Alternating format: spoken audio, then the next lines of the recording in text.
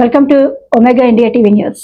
షేర్లింగంపల్లి నియోజకవర్గం మాల్వెన్ colony division పరిధిలోని ఎల్లమ్మ బండ గుడ్విల్ హోటల్ చౌరస్తా వద్ద నూతనంగా ఏర్పాటు చేసిన ఆశా చారిటబుల్ ట్రస్ట్ వారి ఆశా హాస్పిటల్ ను షేర్లింగంపల్లి ఎమ్మెల్యే అరికెపూడి గాంధీ ముఖ్య అతిథిగా హాజరై స్థానిక కార్పొరేటర్ దొడ్ల వెంకటేష్ గౌడ్, మియాపూర్ కార్పొరేటర్ ఉప్పలపాటి శ్రీకాంత్ కలిసి రిబ్బన్ కట్ చేసి ప్రారంభించారు. ఈ సందర్భంగా ఎమ్మెల్యే హాస్పిటల్ యాజమాన్యానికి శుభాకాంక్షలు తెలుపుతూ వీరు ఏర్పాటు చేసుకున్న హాస్పిటల్ ద్వారా పేషెంట్లకు మంచి వైద్యం చేస్తూ పేద ప్రజలకు అండగా నిలబడాలని కోరారు.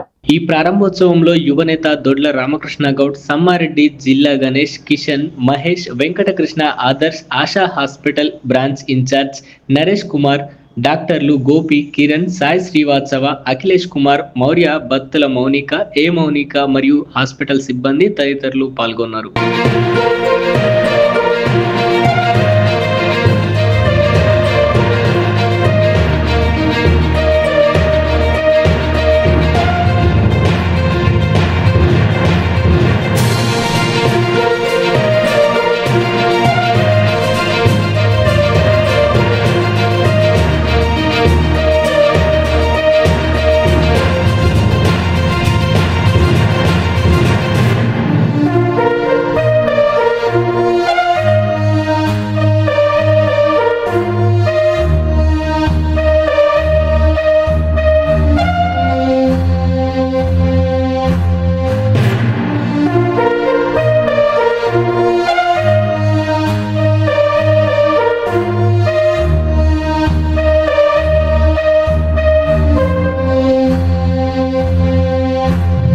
నమస్తే అండి.